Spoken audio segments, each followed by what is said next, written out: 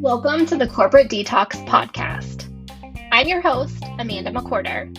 I'm a corporate dropout, recovering people pleaser and perfectionist turned burnout recovery coach. If you're sick of the corporate roller coaster ride and ready to step into a life that you love, this is the podcast for you.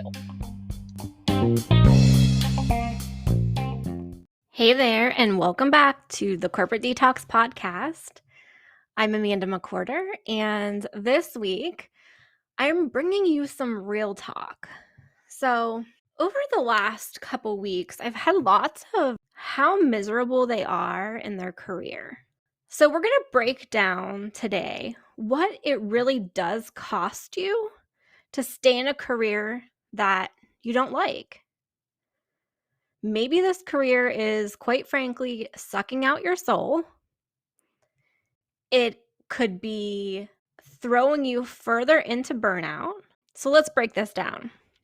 Often, when people stay stuck in a career that they can't stand, it's because of the fear of what happens if I leave, right? It's all fear-based. And a lot of that is driven by people that are around us, sometimes the companies that we work for. So you can come up with every story on why you can't leave you truly want in life. So staying stuck in that career comes at a high cost. It very often costs people relationships. It comes in a very high price tag if you are putting your career ahead of the people that matter most to you. For some folks, putting their career first or staying stuck in something that is keeping them miserable can impact marriages. Like, divorce rates typically are high in organizations with high burnout rates and where they don't value a culture of putting the people first. Think about if you have children, right? If you have children, as a parent guilt it's a real thing. And this episode isn't to make you feel guilty about, the career that you have. It truly is to help you reflect what it is that it's causing in your relationship with your children. So for me, I left the corporate world when my son was 4, going on 5. He really doesn't remember much of, those early days luckily he really doesn't remember that. But that's not always the case, right? So in our case, I was fielding phone calls and answering text messages and doing computer work in the evenings versus spending time with him. And when you think about it, right? I was picking him up from daycare around 5:30, just depending on when they were closing. And, we would get home, have to figure out what's for dinner. I would really only have a good couple hours with him before it's time for him to start his bedtime routine. For some folks, it's less than that, right? It might be a good hour with your children. If you're putting your work first, or you're coming home in such a stressed out, jacked up nervous system state that you can't be present with your children, it's affecting your relationship with them. It's affecting them. And this is the reality, right, of one of the costs of staying stuck in a career no longer aligns to what you want in your life. Another thing that is a huge cost is the mental and the physical aspect of the damage that happens when you are burnout, right? When you're unhappy at work, when you're in a high stress situation, you're putting your health physically and mentally in jeopardy. And really putting your life in jeopardy, right? People are dying of burnout. It's funny, I've had a couple conversations in honestly the last 24 hours with different clients, and burnout is a really hard topic for people to talk about. Super difficult. If you are, you have to get help. You have to be honest with yourself. You have to start taking steps to put your health and well-being before the demands of your job. A lot of people, and I was one of them, right? I would always say, it's going to get better. It was just a really bad year. We were just had a lot of tough things going on. Next year is going to be so much better. Well, guess what? It's next year. Chances are things aren't better. And, this podcast might seem a little harsh, but if you're not making the movement now, making those decisions to get you where you want to go, the costs are gonna keep adding up. They are. You can start working on getting out of burnout, getting rid of the brain fog, calming down your nervous system.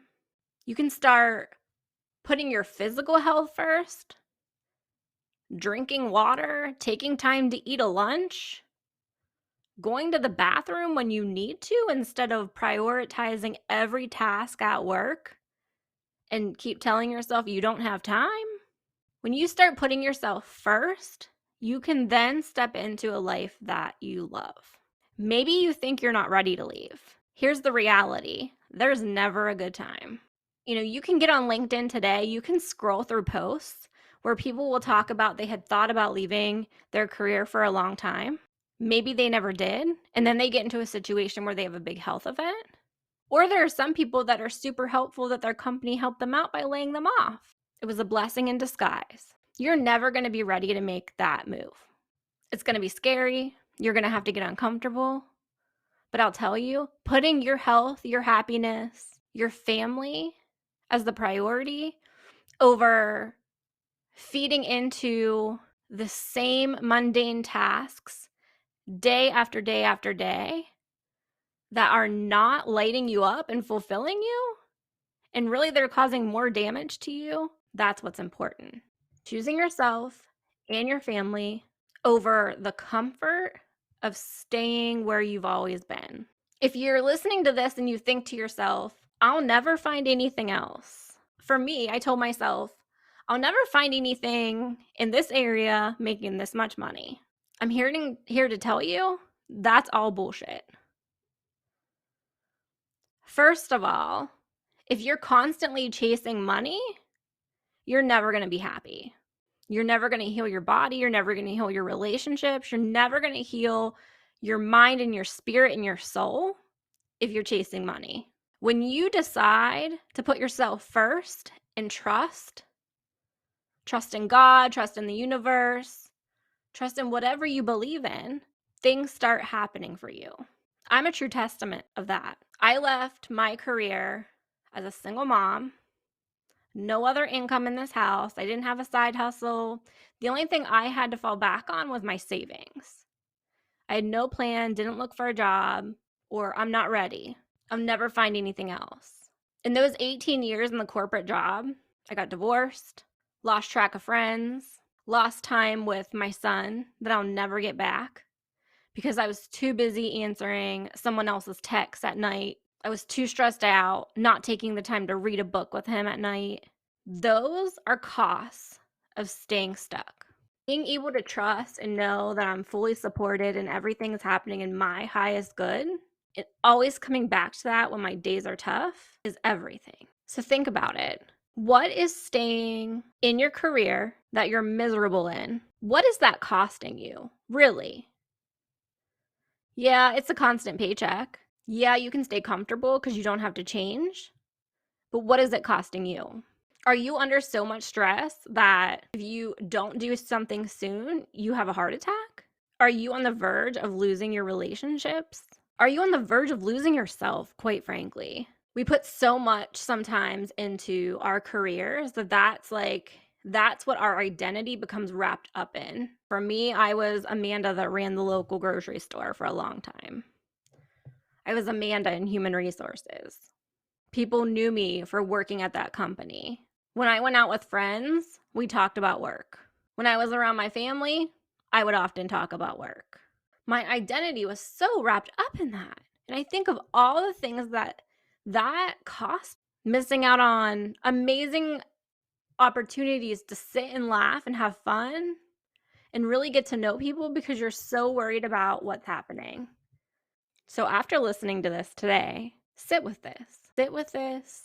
if you want to journal on it, I really want you to be honest with yourself. What is this costing you? And is it worth it? Is it truly worth it? If you are ready to step outside of that, if you are ready to get uncomfortable, push all the excuses to the side, and do the work, it's time for you to join me in Corporate Detox. I've opened some private one-on-one coaching sessions, and I would love to talk to you about that. These sessions are for people that have made moves in their career to try to find happiness and find balance. They're still miserable. It's for people that are fed up with year after year saying it's going to get better and nothing ever changing. It's for the people that want to make changes and not back down. So if that's you, let's chat. I will drop a link in the show notes and we can talk more about that and how I could support you on your journey. And if it's not a fit, maybe I can recommend someone else to you or something else that will help you where you're at. So friends, if you feel like you were triggered a bit by this episode, it's a sign. That's a sign that you need to take some action to make some changes. Now, I'm not telling you that you have to leave that career tomorrow, but I'm telling you, if you stay there and don't come up with an exit strategy to leave or find something that's more aligned with you or start your own business or follow your dreams, if you don't make a plan for that, those costs are going to continue to compound and add up and consume you. You have the choice. You have the choice to make those changes starting right now. So it's all up to you. The ball's in your court. If you need support,